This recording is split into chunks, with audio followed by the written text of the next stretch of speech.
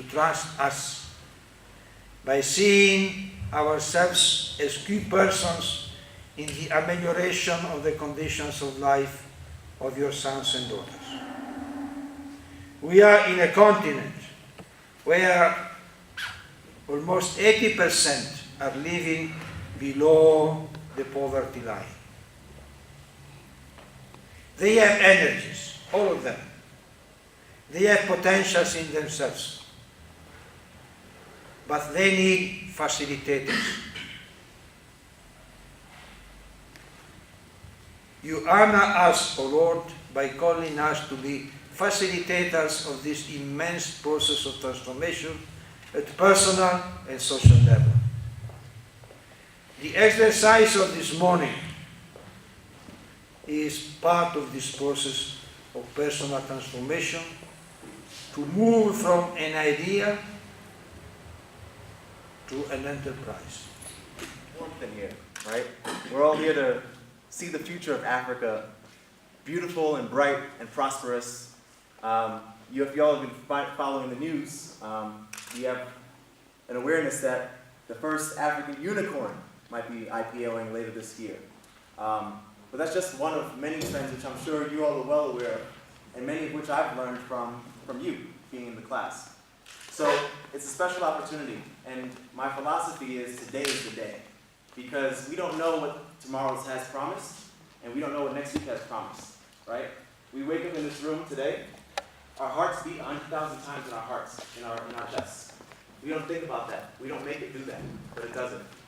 Over 100,000 people die every day. They don't have that opportunity. So we're here right now. So repeat after me. Why are we here? Why are we here? All right, say it with some strength. Use those voices, guys. Repeat after me. Why are we here? Why are we here? We are here to lead. We are here to lead. Wherever we are. Wherever we are. Today is the day. Today is the day. We own our stories. We own our stories. So y'all are smiling now. I see the energy picked up in the room a little bit. It's important to bring this presence now that you have. When you own your story, when you lead, when you answer the call that you have, remember, this is social impact. So when you answer the call, be it an please have a seat. So,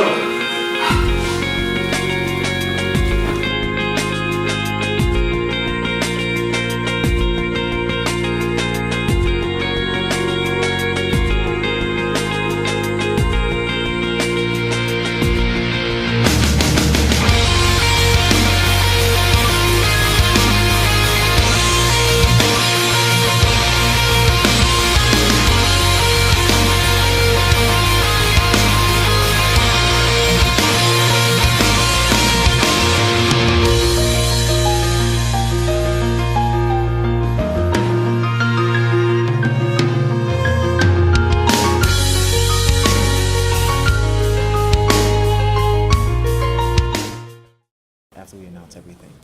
So, any particular person who would like to do that? Baba, you want to do it? Okay. Yes. Baba? Jesus Christ. Do I have this face like this?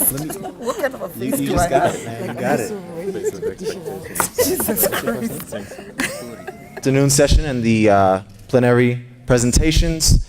They will be really judging the winners of each of the clusters. So some of the clusters were more competitive than others. Obviously, agribusiness had multiple clusters that there was one person who kind of won. So let's just do a quick round of applause for the winners. We don't know who they are yet, but. So up on the panel here, our lead jurors are Jerry from the Lapa Fund. He was judging the business services. We also have Augustine from Impact Hub. He is health education training. We have Mercy from DOB Equities, who is looking at green economy. We have Vava from Vava Coffee, who is on the agribusiness. And Maturi from Nest, looking at ICT mobile. So for each of you, actually, starting with Jerry, you are going to announce the winner of your cluster And that winner is going to come up and make sure that their presentation is ready and present. Thank you for having me today. We saw a whirlwind of great companies, everything from cleaning to tourism to restaurant industry. Proud to announce the winner of the Business Services Group was Franco Abbott from Dream Africa.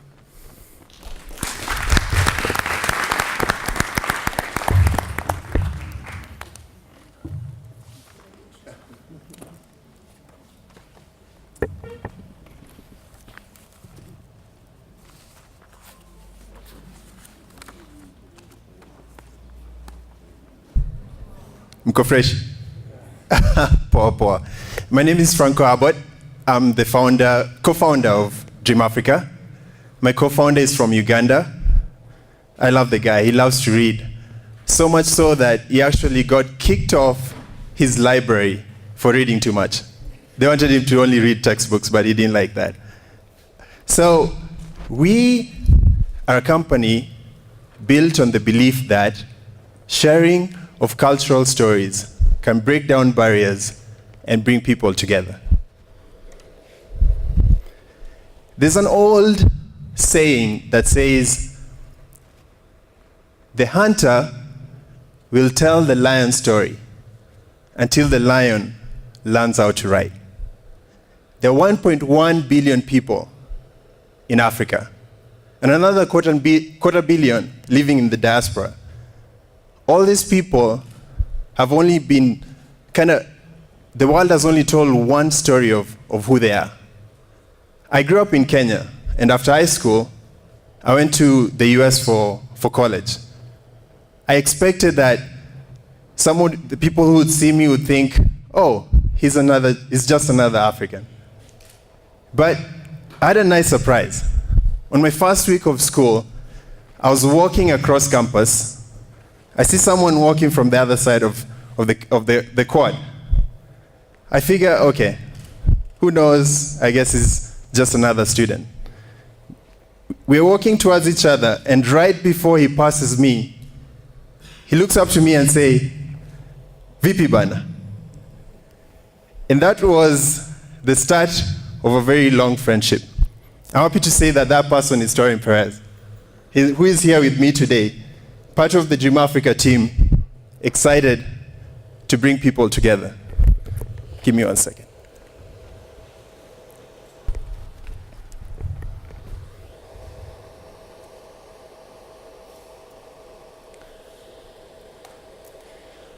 So the question we'd like to answer today is, how do you allow 1.5 billion people to tell their story? In this world of technology, you create an app. Dream Africa. That's the app that's going to allow people to submit stories that they know their kids want, not just at home, but also in schools.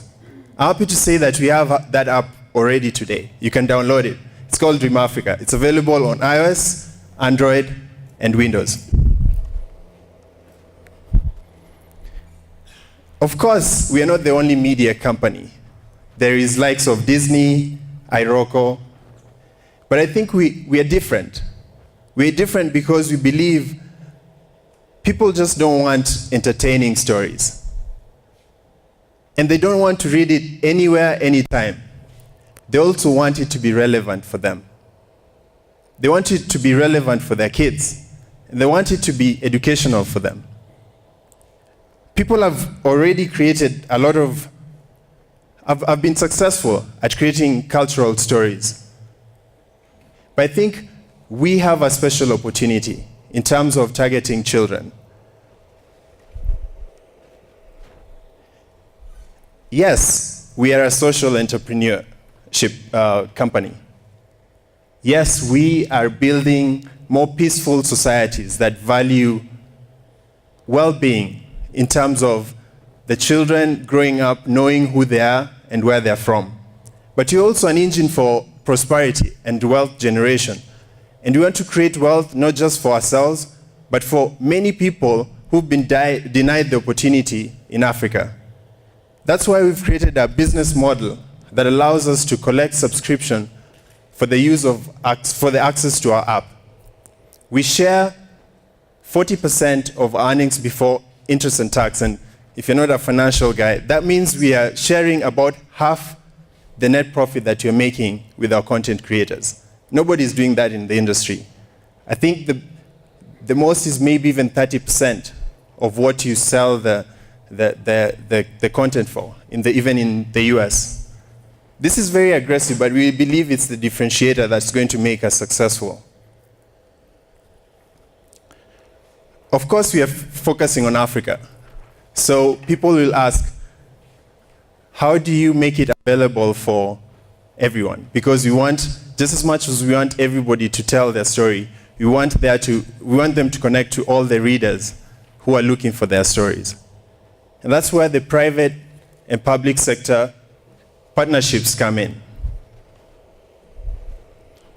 So we know there's a big potential. 1 billion in Africa and $250 million in the diaspora all around the world. But you have to start somewhere. We have a target. We're looking at homes, schools, and people traveling around. Yesterday, I was, sitting after a long day of class. I was, waiting for the food. Have a very cute nephew, the son to my brother who's sitting right there. And I just enjoy spending time with them. So he was sitting on my lap. He's 1.5 years. And I had my phone, and I thought to myself, hey, this is another opportunity to enjoy a story from Dream Africa. So I pull out my phone, and we start watching the show. He was captivated. I see the same reality for all families across Africa. And not just here, but also where they're living around the world.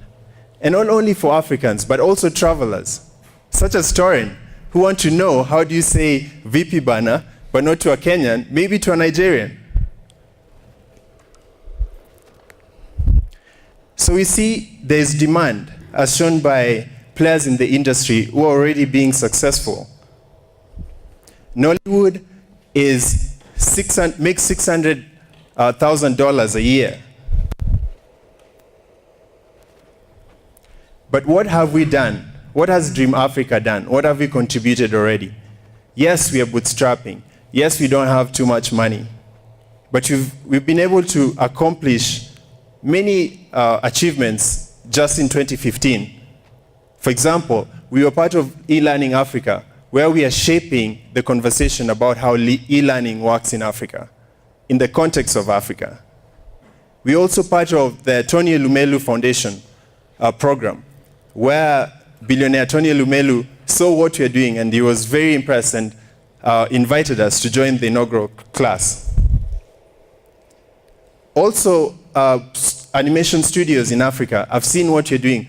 Animation studios such as Bino and Fino, who had been distributing their content primarily on DVD, they see the opportunity to now be able to stream their content through our application. And just this week, we'll be visiting schools in Nairobi to launch our desktop app that we built just for their setting. So we've talked about the potential, we've talked about what we've done, but what's the future? What's the future of Dream Africa? How do we bring this ambitious dream to life? That's why we're asking for $1 million to help us hire the critical team and enhance our product to be able to really be a global company, the go-to place to get cultural, authentic stories. How does that work out? How does 1 million help us get there? In Q2 of 2016, we plan to reach 10,000 paid users. By the end of Q3, the titles in our library will grow them to over 2,000 titles, featuring world-renowned authors such as Ngugi wa Thiong'o. And later, combined with that momentum, we'll be able to reach 100,000 paid users by the end of the year. And we have a team to get us there. Of course, Brian, who is my co-founder, worked for the New York Stock Exchange. He's our strategist. I worked for Lutron Electronics, one of the most innovative lighting controls company in the world. My friend, Torian Perez, is our lead evangelist, spreading the word about Dream Africa, not just in forums like this, but as he travels around the world. He was just recently in Thailand representing the United States for One Young World. We also have many people who have had several successes in entrepreneurship who just believe in what you're doing and they're already committed, or already contributing before even the funding comes.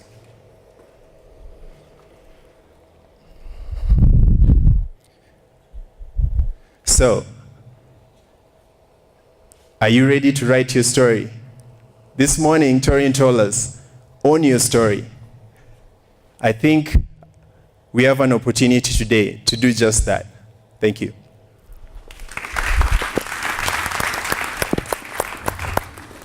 I think we had a challenge finding who would be the overall winner, because we had two very closely tied presenters, but we decided that Felix of Total Health is the winner for our category.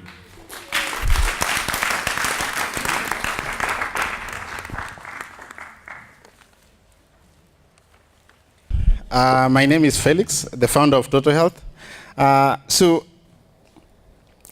In 2013, I received a call from my home that I had lost my aunt. And the reason why I lost my aunt is because she died when she was about to give birth. She had twins, she didn't know. Labor came at midnight, and as you know, in our country, there is no means for you to go to the hospital. If you had never gone to clinic, you wouldn't know that you have twins that need medical attention.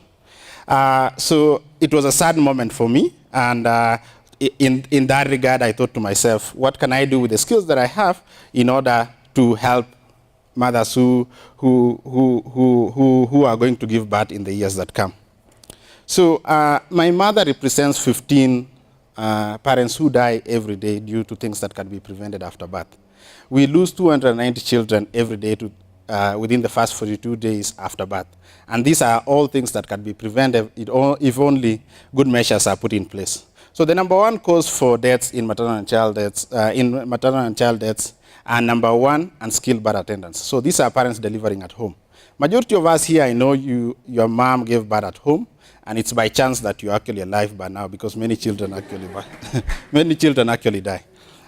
So number two is the fact that a lot of parents don't go for their clinic. We get a lot of parents who are in their 8th month of pregnancy, they've never known that they were supposed to be going for clinic. There are a lot of complications that otherwise would make them lose their lives. So, and then the other thing is health literacy. So data shows that people with primary school education and lowest are the highest causes of maternal and child deaths. So you all know that we didn't achieve our MDGs, our MDGs, and it's really sad for us. And solutions like what we have right now are the things that are going to at least change the way things are. So for that regard, I thought to myself, let me build a technology that is able to advise parents, give them the advice they need throughout pregnancy and even after, because that's essentially what they need. Can we get something that can guide them? And with that, we have over 1 million new parents in our country. Thought to myself, let's build a technology that is able to advise as many parents as much as possible. And that is Total Health. A technology that's through a simple text message, a parent receives the targeted information based on how old the child is or what stage of pregnancy they are in. So those are examples of messages very personalized to the extent that it even includes the name of the child, messages translated to different languages to make sure that we're able to reach as many people as much as possible. So we cover different areas. Of course, danger signs is number one thing that killed my auntie, so that is, of course, one thing that we had to put there. We charge 200 shillings per year, so very affordable. Just within $2, you're able to receive messages for a whole year in Total Health. So 200 shillings is something affordable for a period of 1 year. Our cost there is 40 shillings, so we have a margin of 160 shillings per year. So we have over 18,000 parents registered in our platform from 27 counties. We work closely with 4 counties, but because of the impact that we give, we've had parents in these other counties refer others. So we even have parents from Samburu. We've never even gone there. We just recently we realized we have a 16-year-old girl from Marsabit who has a baby. We've never gone to Marsabit, just from the impact that we give to these people. We've raised over $150,000 in funding just to demonstrate that there's actually a huge potential in what we do. Made over $35,000 in revenues for the last 1.5 years. So we do a good job in encouraging parents to deliver in a health facility, for them to go for their clinics. We thought to ourselves, can we go an extra mile? A lot of parents go to the clinic, when they deliver, they only have the clothes they came with. We thought to ourselves, can we have a package that can enable them, number one, have a safe and clean delivery at the hospital, then number two, let this child survive the next 42 days, because they can't survive through text messages. And the result was these 2 packages. We call one a clean delivery kit. The other one is a total box, goes for 3,000 shillings. It has 17 items, some other needs after birth. So we have over 1 million new parents every year in our country. Our social impact is from the aspect that we encourage parents to deliver in a health facility and also help them adhere to ANC and PNC clinics. On the rollout phase, we work with Safaricom to roll out to as many users as much as possible. We work with the Ministry of Health for content approval. We have competition in South Africa, Tanzania. This Tanzanian program, which is almost similar to Total Health, has 1 million users. The South African one has 500,000 users. Just shows the potential. We are different from the fact that our content is developed locally, customized to our needs in our country, and serves the needs of our country. So we want to scale this to as many people as much as possible. So that's the team, and my time is up.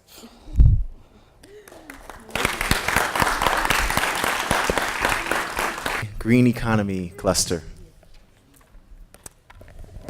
Thank you. Ours was quite a tight race too, but we really had very interesting stories, and we enjoyed listening to the entrepreneurs.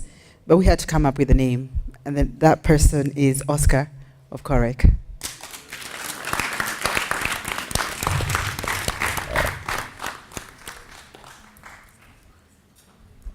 Good afternoon, everybody. My name is Ragan Oscar, and I'm here to present Continental Renewable Energy, where we turn waste plastic into building hardware. Now, you realize out of some data, which I took back some 13 years back, that Nairobi dump site generates 12 metric tons of plastic in every 24 hours. And the other challenge that we've realized as an entrepreneur is that infrastructure vandalism costs this government over 100,000 annually in terms of maintenance.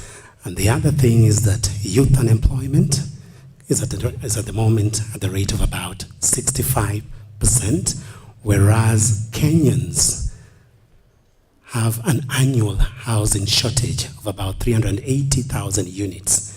And last is that our forest cover is currently still below the UN benchmark of 10%, and those are some of the challenges that we have come in as Continental Renewable Energy to address.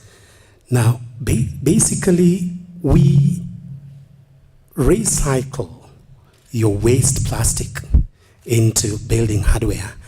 And we end up making fencing posts, we end up making manhole covers, roofing tiles, paving slabs, and driveway curbs. And what we do is that we recycle that and sell them to developers whose challenge is the high cost of building material. Our business model is quite robust. We have CBOs, of the youth numbering about 200, spread across Kariobangi, Dandora, Umoja, and majorly on the eastern part of the town. And what they do is that they collect plastic from the landfills. There's a group that also collects plastic from household, and the other group sweeps what you call the factories. And they bring them to us, where we process them into the 7, 8 products that I've mentioned, and we end up with distributors, appointed distributors across Nairobi, Mombasa, Kisumu, Meru, and Kericho. And all that goes in a way of impacting positively by reducing the cost of construction by almost 30%, whereas it also positively impacts by reducing the amount of garbage that goes into the landfills. The technology we use is through an extrusion process, which is rather complex, but basically what we do is we pick up the plastic and mix it with sand at a specific ratio that we patented, and we end up with a resin that can be molded into any of the products that I mentioned. One of the advantages is that they don't rust and they're long life and they last forever. So far we've generated about $150,000 over the last 28 months we've been in existence. We have also inculcated what you call a culture of structures with people who were considered to be street boys to own CBOs and deal structurally with us, and they end up earning between 2 million to 3 million shillings every month. Other than that, we have recently been listed by the Ministry of Housing as an appropriate technology provider. Those are some of the features of the patent certificates that we got and a trademark that's registered locally and internationally. A robust team is in place where we are basically 4 health workers, but with diversified what you call training on entrepreneurship and project management. Our profit margins are quite sustainable in the range between 50 and 61%, and it is, as you could see, a viable business to investment.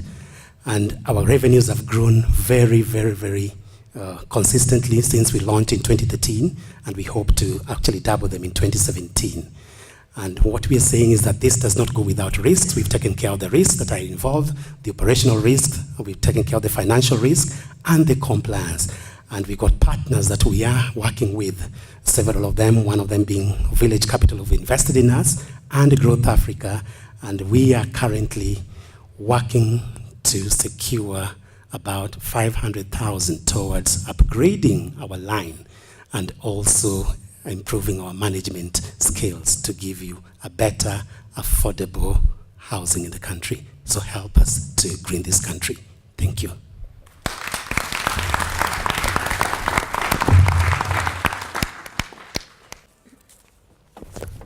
Another quick round of applause for Oscar. So I had the pleasure of sitting on the panel of jury with Vava, who is one of our own here, and I was excited to meet her, and she met the bill. She's really good at what she does, and it was a privilege, really. So Vava is going to announce the winner of the agribusiness cluster.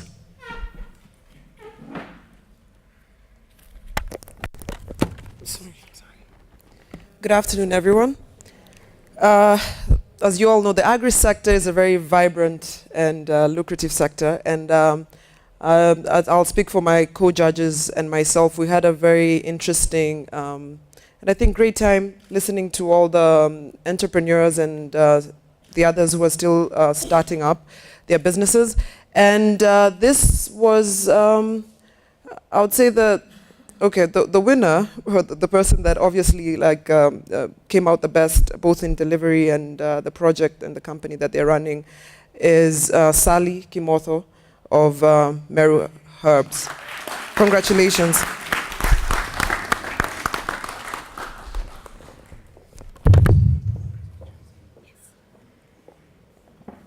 Sally Kimotho.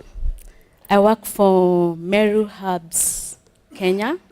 We grow and we process an assortment of herbal teas such as lemongrass, chamomile, and hibiscus.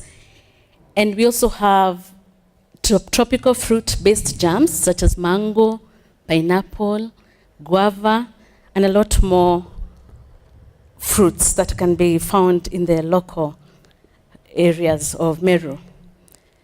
What informed our business idea is Our project is located in a very semi-arid area, and there's a lot of poverty.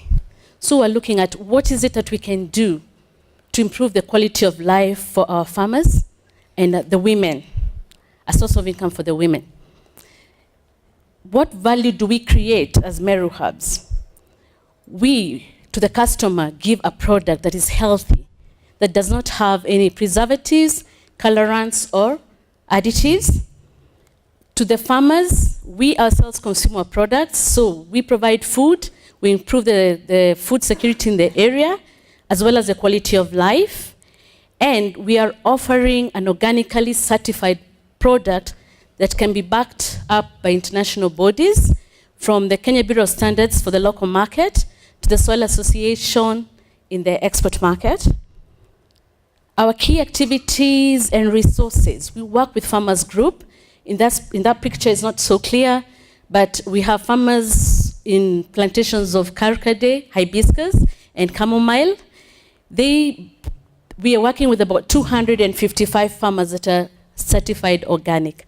These farmers bring the fruits and the herbs to the factory, and the women prepare the fruits and herbs to be taken to the factory.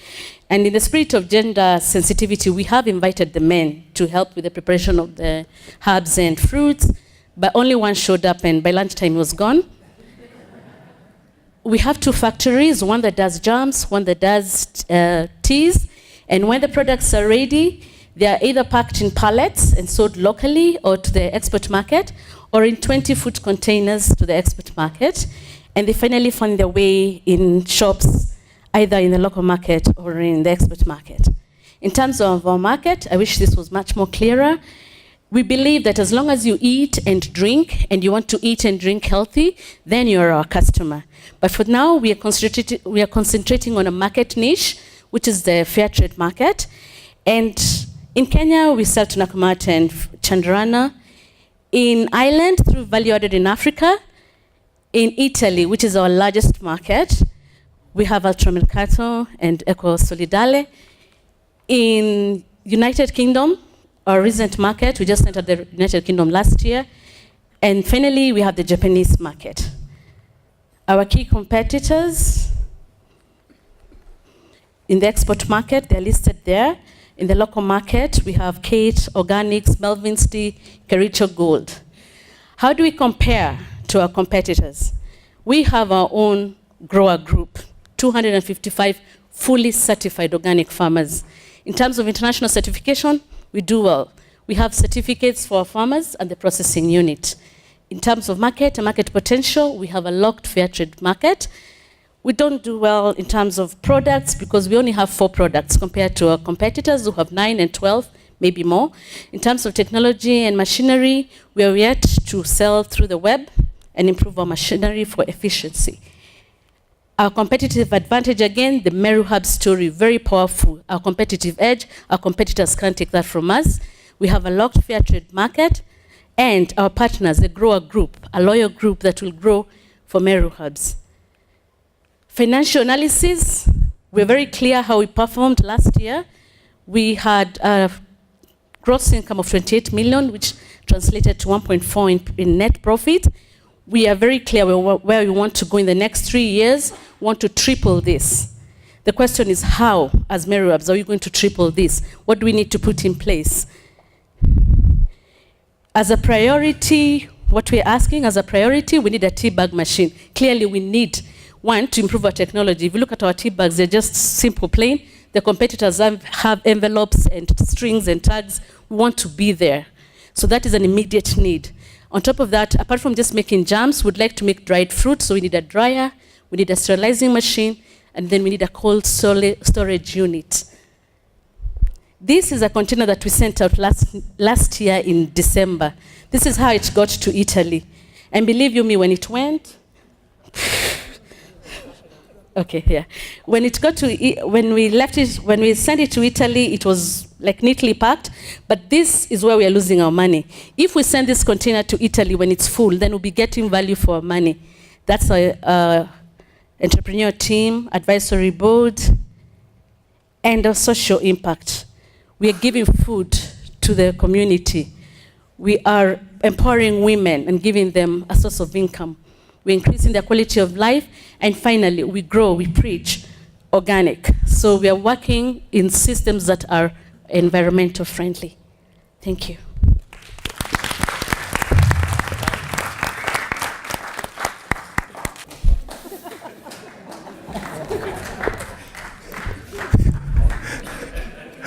Another round of applause for Sally.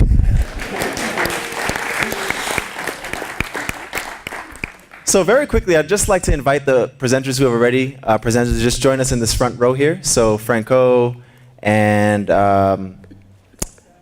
Oscar and Felix and Sally, please just join us in the front row. And last but certainly not least is the winner of the ICT and Mobile Cluster, who will be introduced by Mathuri from Nest.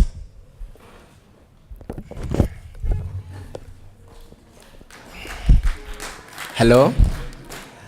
We were looking at technology stream, and it was really close.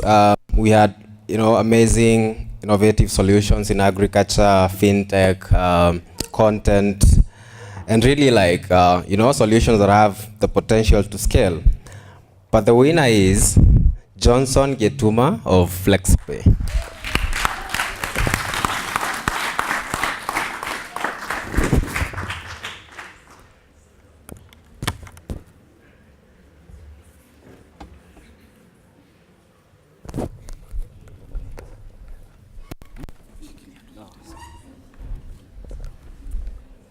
So good afternoon. So I'm Johnson from FlexPay, and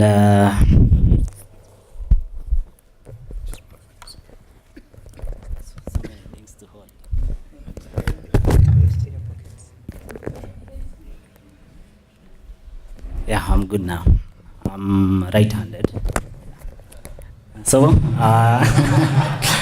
sorry for that. Okay, this is Johnson from FlexPay. I'll go direct to give you a recap on the situation on the ground. Around 42% of Kenyans for the last 15 years don't have bank accounts, so they are unbanked. What this really means is that these people cannot access credit from banks, or don't even have credit cards to buy essential goods and services. That is why we have come up with a solution, a product called FlexPay, which our value proposition is, we are offering an SMS-based or an USSD gateway platform where people can be able to buy goods on installments. Yeah, this is a $40 million industry, but we are going in step by step. Our future market will be furniture stores and electronic stores, but currently we have started with supermarkets. So we have 5 major supermarket outlets in Kenya, all having 166 outlets. That is Nakumatt, Tuskys, Naivas, and Ichumi. But the total market is around 300 supermarkets, which we have been able to identify. But we are going one by one. I'll first tell you on how we are going. We are a startup. We have been only 1 month in the market. Since we started last January 5th. So how we are doing it? It's a B2B business whereby we go in, we talk with the supermarket management, we explain about our product, that if the product that they have on the stores, they can be able to sell to cover a bigger market if they offer those products on installments. So if the management agrees to enter into our platform, then we recruit them. But we don't charge the merchants anything to have them on their platform. So we give them the platform for free, but we charge the customers a fee of around 4% to use our platform. So how does FlexPay work? You walk in a supermarket, you want a fridge, or you want a bed. So what happens, we have codes. As you can see here, we have stickers on the products in the supermarket. So there's a unique code. So you pick that code and you SMS to our short code, our USSD. Then when you SMS that code to the USSD, you get a return message directing you on the price of the product, the deposit required, the duration you require. So you do that, then you have a till number and M-Pesa till number you pay. Once you pay, our system picks that transactions and return your message. Thank you, Felix. You have paid 100 shillings for the fridge. Your balance is this and your due date is this. So that's how FlexPay works. So you can try, maybe if you are seated there, you can SMS the word FlexPay stand 0012, the short code 20880, and you'll get more information on how to. That's a test product you can work on. So who is our competitor and what is our competitive advantage? Our competitors mostly are banks. Banks are offering people credit cards. And they load the money around 15, most like the AFB card. It's loaded with 15,000 shillings. You are given the card, then you use the money, then pay the money, pay later. You buy a product, then pay later. But this is a bit tricky for most people, mostly for our market, because most people don't have credit cards. So we are going in through mobile money. There are around 20 million people with mobile money. So if we are able to tap that market, then we have a very big opportunity. We have in the 1 month we have been able to have one supermarket now, 87 clients, average spending 5,600. So we have around half a million in sales. So I'll rush through the team. That's our team. Composed of business developers, branding managers, guys in IT, and also finance. We project 4 million in sales this year, since it's our first year, and 23 million in 5 years in net profit. We are asking for $50,000 or around 4 million for 6% of our company, if there's an interested investor. So thank you very much.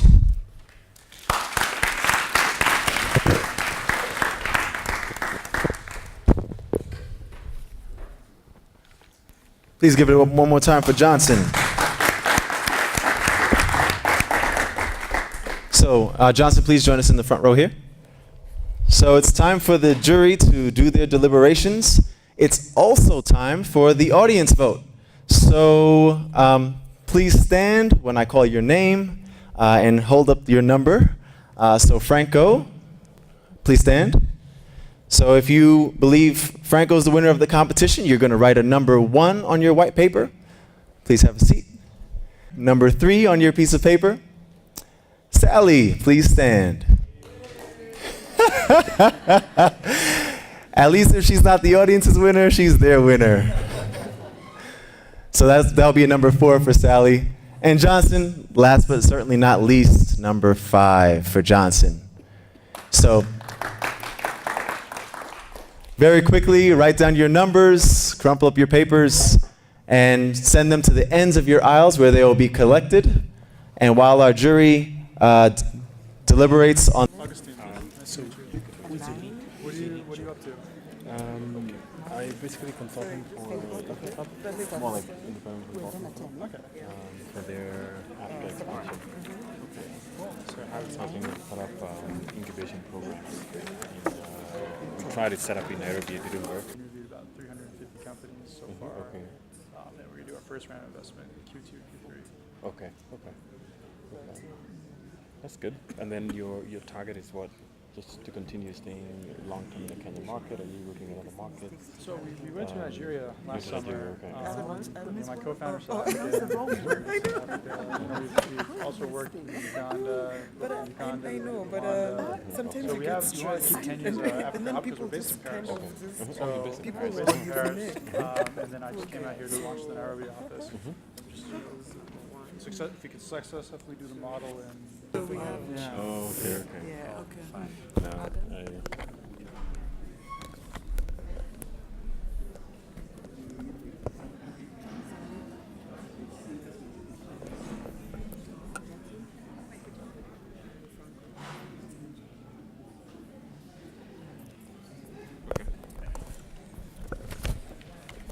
of the number of votes received, we have Franco.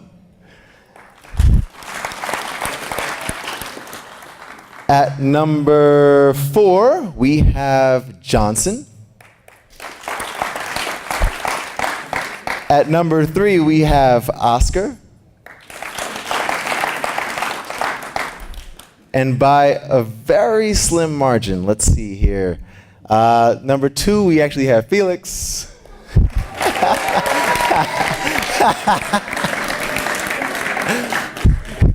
So the advice is bring your biggest fans to your next competition. Sally!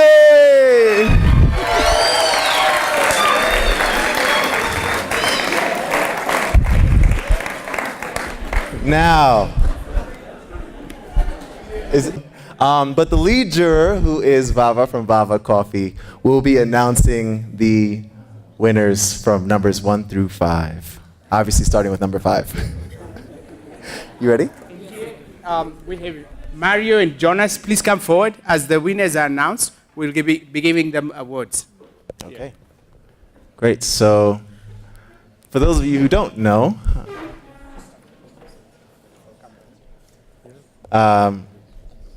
Mario obviously runs the Altus program, and E4IMPACT as well.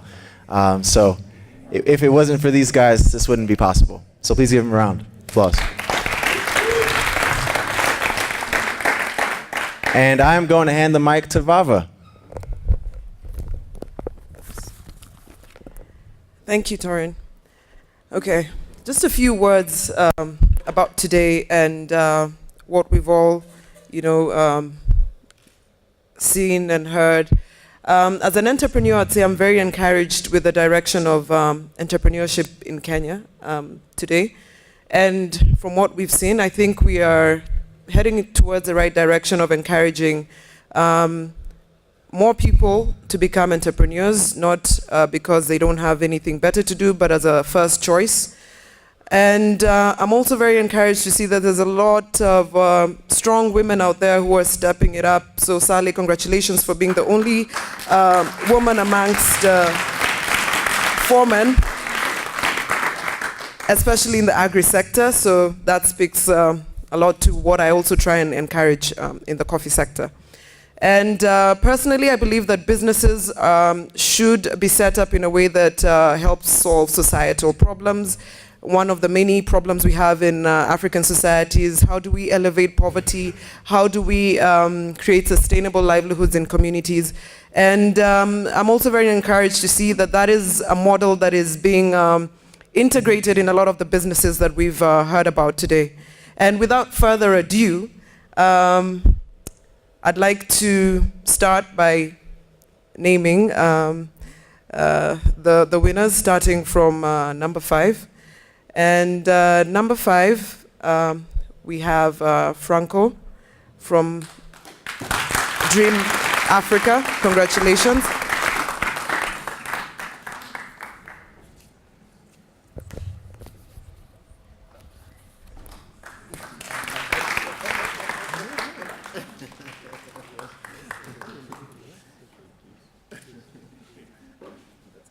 Oh, one more. Okay.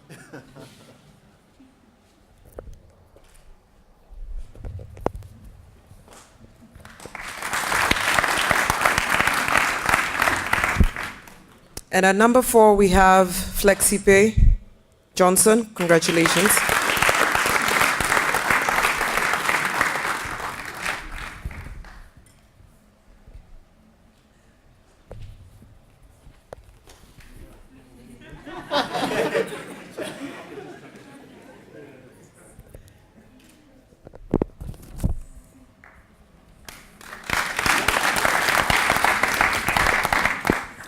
And by a very slim margin, it was close to a tie for the next 2. So at number 3, we have Sally. Congratulations.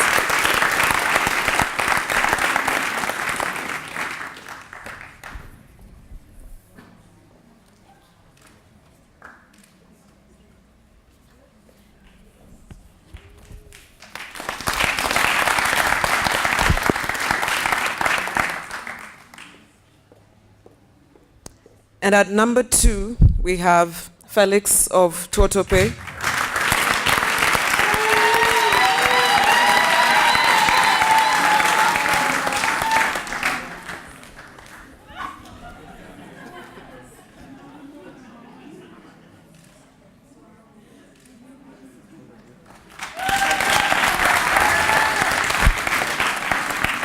And the winner, obviously, Dr. Oscar Agan.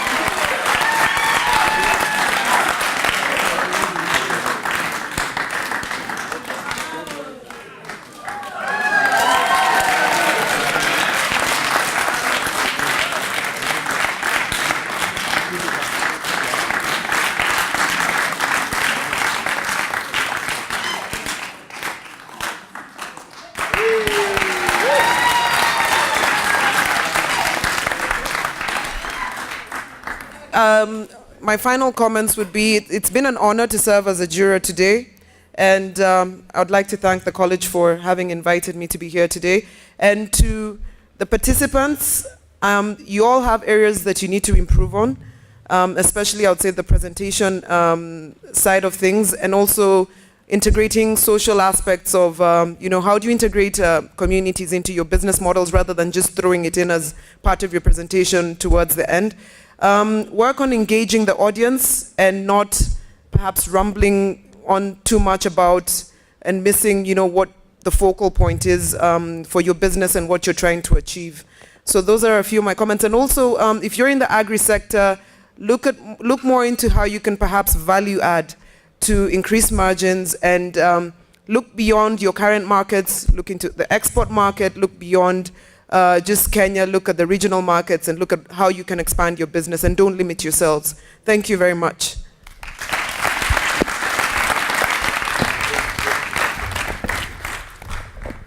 Please give a round of applause to Vava. So, it's been an amazing day, hasn't it?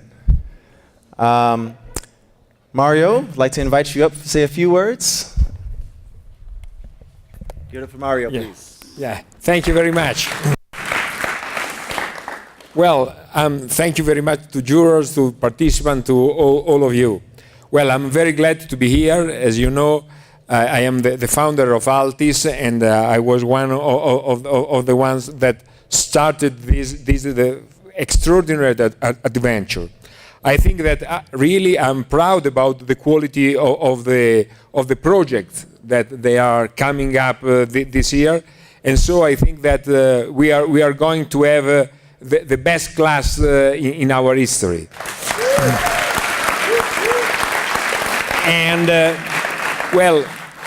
when you started, it was July, and I was already in charge of Altis, but then there was a very important new thing for me, because we had the opportunity to speak with some very influential politicians and economists and entrepreneurs in Italy, and we have the opportunity to create the E4IMPACT Foundation, that is a spin-off of the Catholic University that can give more energy to what we are doing together.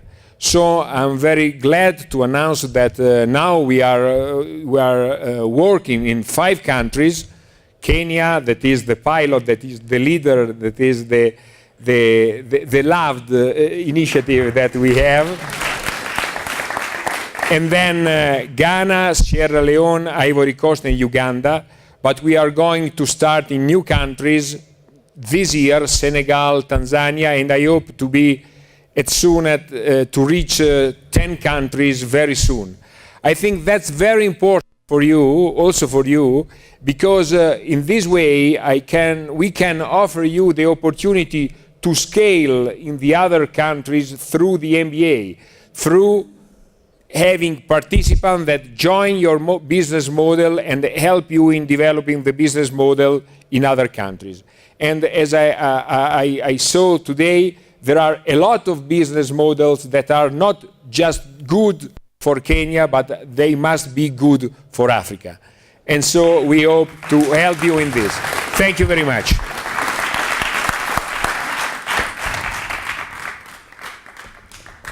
Give it up one more time for Mario for making this happen.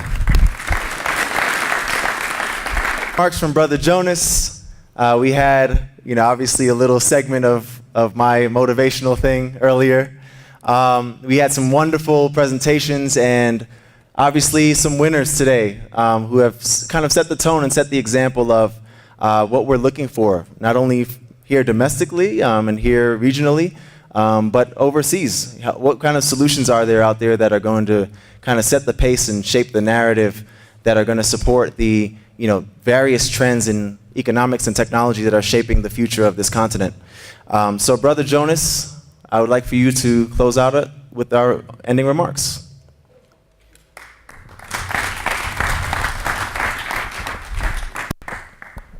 For sparing this moment to be with us. I said in the morning it's because you believe in what we are doing. And for that, can we say big thanks to them, clap for them. Peter and his team, I understand that whatever happened today will be aired on you. It's called Youth TV. So you'll see yourself on Youth TV. Thank you.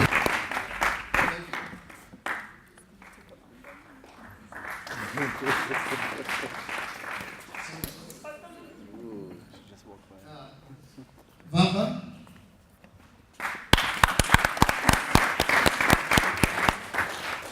You did a great job. Thank you.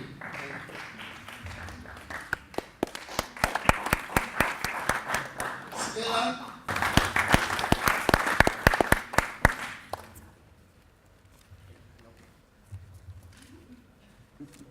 I think I'm too fast. The photographer is complaining. Amos?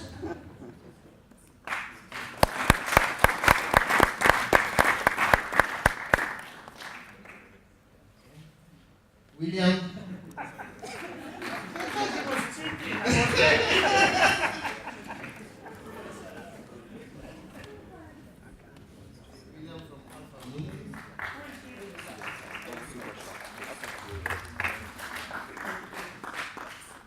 Then we have Wandia from Vivo.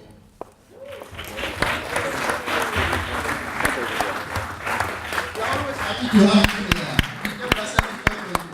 Thank you. Christine Chege.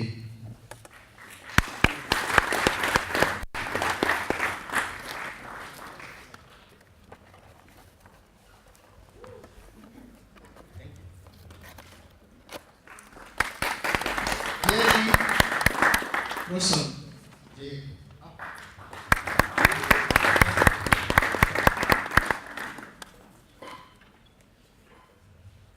James Washira.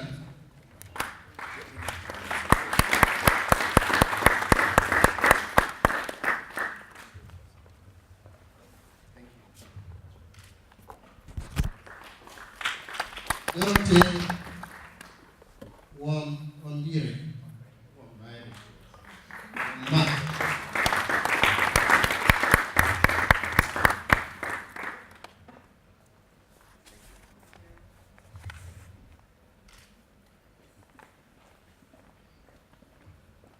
Melissa.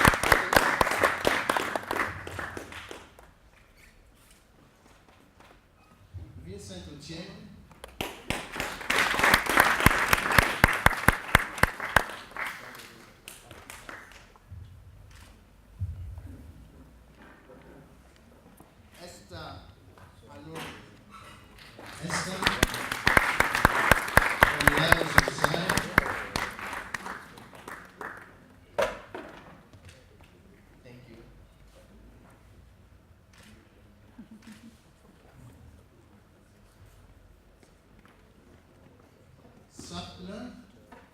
I hope I pronounce it well. Shab.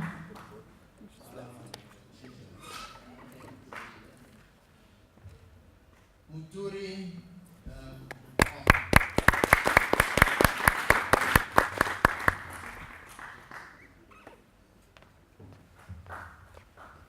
Robert. Yahweh.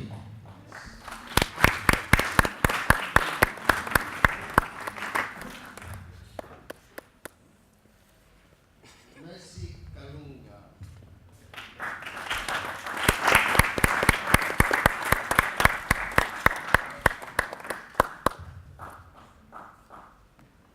Now for Torin for animating the session, something to